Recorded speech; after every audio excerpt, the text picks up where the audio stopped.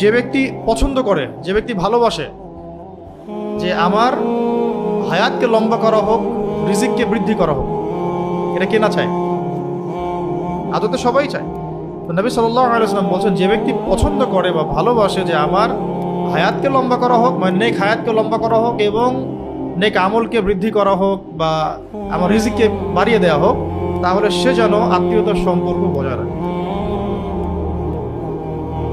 এটা মূল কথা। আত্মীয়তার সম্পর্ক বজায় রাখলে নেক হায়াতে বরকত হবে, রিজিকের মধ্যেও বরকত হবে। আত্মীয়তার সম্পর্ক বজায় রাখা, আত্মীয়তার সম্পর্ক শক্ত করে বজায় রাখা, এটা আখিরুজ জামানের সবচেয়ে কি বলবো অবহেলিত আমল। আখিরুজ জামানের অন্যতম একটা অবহেলিত আমল হচ্ছে আত্মীয়তার সম্পর্ক নষ্ট করা। অথচ আবু জেহেলের যুগেও মানুষ আত্মীয়তার সম্পর্কের ব্যাপারে খুবই কঠোর ছিল, কিন্তু আইয়ামে জাহিলিয়াতেও এই আমলটা অবহেলিত ছিল না। আইয়ামে জাহিলিয়াতেও আত্মীয়তার সম্পর্কটা অনেক শক্তিশালী একটা আমল ছিল। কাফেররা এমনভাবে আত্মীয়তার সম্পর্ক বজায় রাখতো যেমনটা এখন আমরা রাখি না মুসলিমরা। একটা খালি মিসাল দিব আপনাদেরকে, একটা মিসাল, সেটা হচ্ছে কয়েকটা মিসাল মাথায় আসতেছে, একটা বলছি যে আপনারা সিরাত পড়লে দেখবেন, পুরা সিরাতটা পড়লে দেখবেন মক্কার 13 বছরে নবী সাল্লাল্লাহু আলাইহি ওয়াসাল্লাম এবং সাহাবায়ে কেরামকে 3 বছর সামাজিকভাবে বয়কট করা হয়েছে। মনে আছে?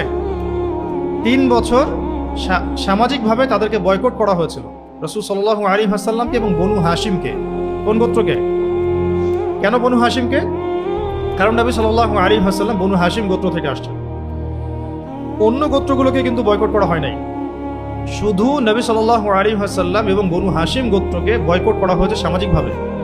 কারণ কাফেররা বারবার চাপ দিচ্ছিল রাসূল সাল্লাল্লাহু আলাইহি ওয়াসাল্লামকে আমাদের হাতে উঠিয়ে দাও, কিন্তু অমুসলিম হওয়া সত্ত্বেও, ইসলাম কবুল না করা সত্ত্বেও বনু হাশিম এই কাজটা করে নাই। তখন আবু তালেব সামন থেকে প্রোটেক্ট করেছে, না আমার ভাতিজাকে আমি দেব না, তোমরা যা ইচ্ছা করো, আমি মাটির তলে দাফন হওয়া পর্যন্ত আমার ভাতিজার গায়ে একটা হাত দিতে পারবো না। যদিও তিনি মুসলিম হন নাই, যদিও তিনি ইসলাম কবুল করেন নাই, আমার ভাতিজা, এই যে শব্দটা, আমার ভাতিজার গায়ে একটা ফুলের টোকা পর্যন্ত পড়তে দিব না আমি যতদিন পর্যন্ত বেঁচে আছি, তোমরা যা করার করো। শুধু একবার গিয়ে উনি বলেছিলেন, আমি আমার বয়স হয়েছে, আমার বৃদ্ধ কাঁধে অতিরিক্ত বোঝা দিও না হে মুহাম্মদ সাল্লাল্লাহু আলাইহি ওয়াসাল্লাম। নবী সাল্লাল্লাহু আলাইহি ওয়াসাল্লাম বলেছেন, আমার এক হাতে চাচা ওরা সূর্য এনে দিলে, আর এক হাতে চাঁদ এনে দিল, আমি এখান থেকে থামবো। হয় আমি ইসলামের দাওয়াত দিতে দিতে নিজেই হালাক হয়ে যাব, না হলে এই দিন অবশ্যই মাশরিক মাগরিবে বিজয় লাভ। এই ছিল ওনার ডিটারমিনেশন। এরপর থেকে তিনি কখনো আর দ্বিতীয়বার প্রশ্নও করেন নাই যে তার কষ্ট হচ্ছে।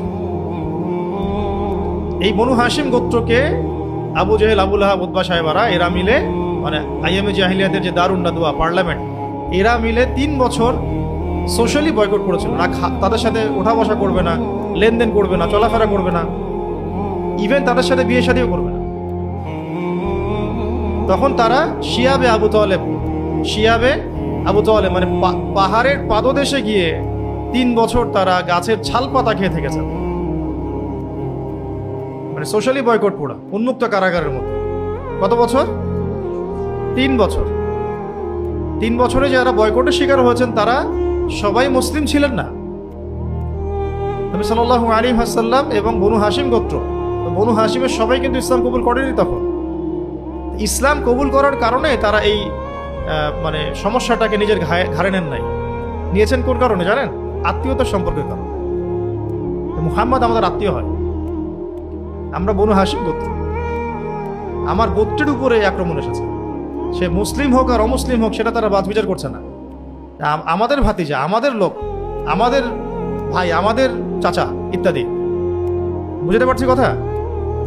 এই 3 বছরের যে কষ্টের সময়টা তারা নিজেদের উপর ইয়ে করে নিল, 3 বছর যে তারা কষ্ট করে শিয়াবে আবু তালেবে থাকতে লাগলো, এটা শুধুমাত্র ইসলাম কবুলের কারণে না। বনু হাশিমের সবাই তখন ইসলাম কবুল করে নাই, কিছু কিছু মানুষ করেছেন। তো তাদের জন্য তো একটা যৌক্তিক যে আমি ইসলাম কবুল করেছি তাই আমাকে তারা বয়কট করে দিল। বাকি বনু হাশিমের যারা ইসলাম কবুল করে নাই, তারা কেন এই সাফারিংসটা নিজেদের ঘাড়ে নিবে? কোন কারণ নিয়েছে? শুধু আত্মীয়তার সম্পর্কের কারণে।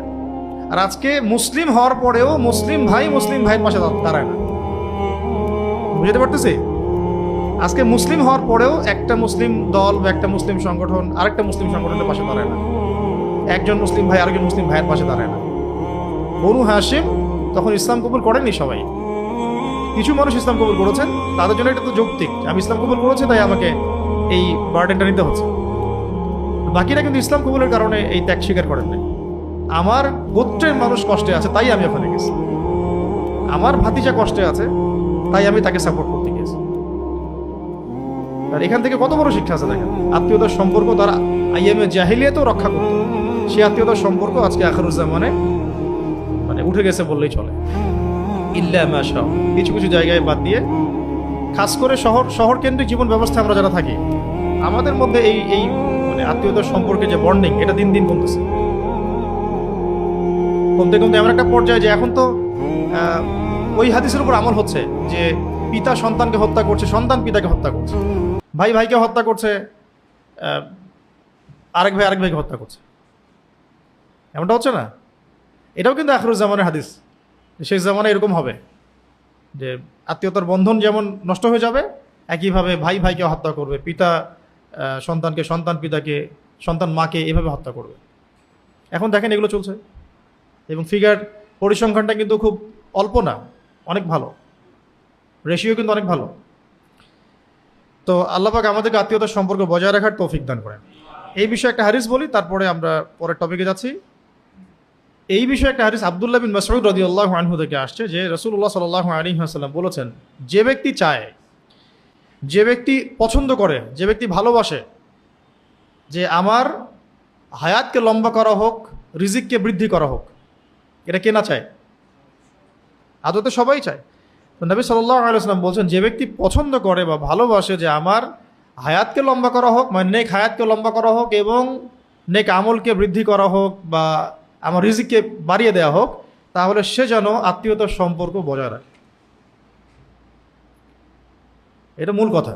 আত্মীয়তার সম্পর্ক বজায় রাখলে নেক হায়াতে বরকত হবে, রিজিকের মধ্যেও বরকত হবে। তখন ওই হাদিসের আমল হয়ে যাবে যে ওই ব্যক্তি সৌভাগ্যবান যার জন্য নেক হায়াতকে লম্বা করা হয়েছে, নেক আমলকে বৃদ্ধি করা হয়েছে।